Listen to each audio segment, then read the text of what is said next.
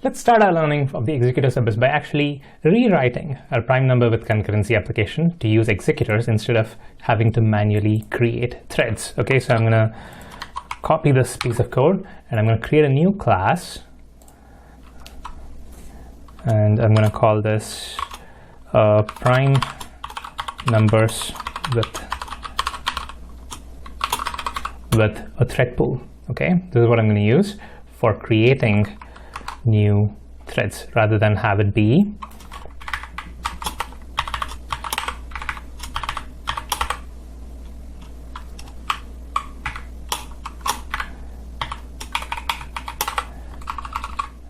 an individual thread manually created by me. Okay, so I'm not going to do this.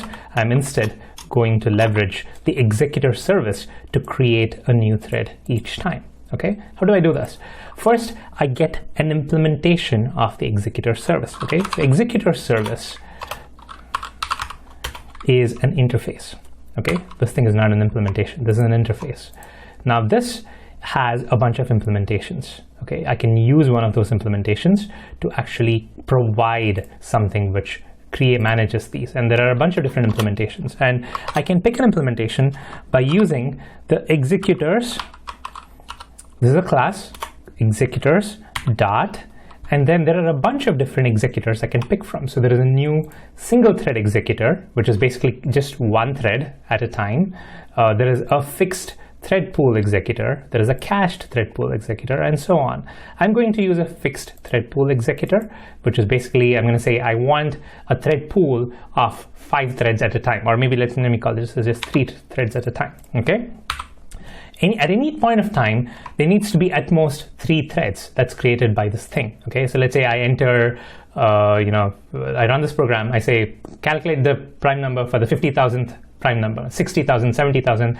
I enter 3 values. Now, after that, it's not going to allow me to create more prime numbers, right? It's going to wait until all those things process, and only then it allows. Because what I'm doing here is I'm saying I want a thread pool of at most 3 threads. The argument that I'm passing here is the maximum number of threads. So this is a fixed thread pool. There's always going to be just 3 threads.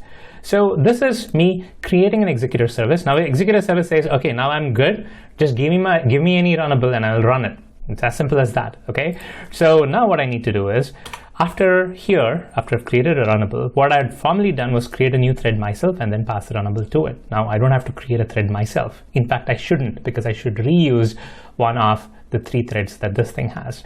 So what I'm going to do is I'm going to say executor service dot, and then here there is a execute command which takes in a runnable. Now this runnable is R over here, and the executor service is going to say, now I'm going to take care of running this. I'm going to execute this for you. Okay, so that's as simple as that. Now notice here, no thread creation. I didn't have to create a thread.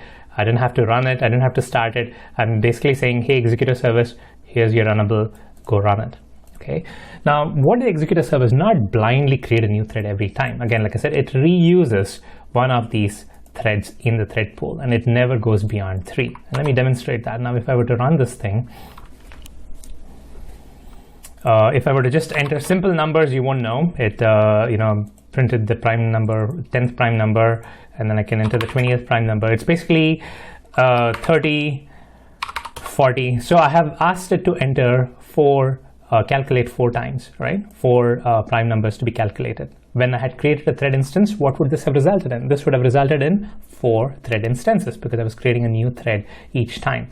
But now what I'm doing is calling the executor service as execute. Now what it's doing is it's reusing one of these 3 threads every time. So if you were to look at the number of threads created by the executor service, it wouldn't be more than 3. In order to demonstrate that this is the case, what I will do is I'll enter a really long number so that this keeps it busy. Okay, 2,000, 20,000 should be good. Okay, so I'm going to enter 20,000 3 times, and now the 4th time if I were to enter a small number, it's not going to run it immediately because there are no threads to run it. So it's going to wait. Okay, 20,000, 1 thread occupied. Oops, I made an error there. So let me restart this. 1 thread occupied, 2nd thread occupied, 3rd thread occupied. Now if I were to enter 2, notice here, it doesn't return a value because all those 3 threads, the 3 threads in my thread pool, are busy executing these 3 inputs. So even if this were to be a real quick calculation, it's not going to run it. It has to wait for at least one thread to be free so that it can pick this up. So you notice here, it printed the 20,000th value, and then immediately after that, it had a chance to pick up the next thing in the queue and execute this, and it printed this. So if you look at the behavior, you might have an intuitive feel for how this is handled internally, but it's interesting to examine somewhat a bit of the internals. I'm not going to go into a lot of detail about the internals, but some basic stuff that you need to know. So the thread pool executor service has a thread pool. Okay, it has a bunch of threads that it is keeping track of. It really doesn't matter what data structure it's using. We use some kind of a data structure to hold thread instances, right? We use an array list. So there is some other data structure that the thread pool is using to hold these thread instances, right? That's fair. But now, when something gets added, a runnable gets submitted to this thread pool executor service, and there are no available threads to handle it.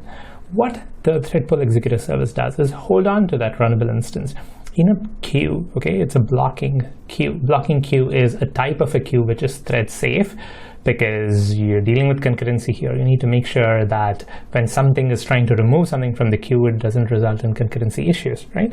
So that's the reason why there is a blocking queue that's used in the executor service to keep track of all the runnables which are submitted to the executor service, and there are no threads available to handle them yet.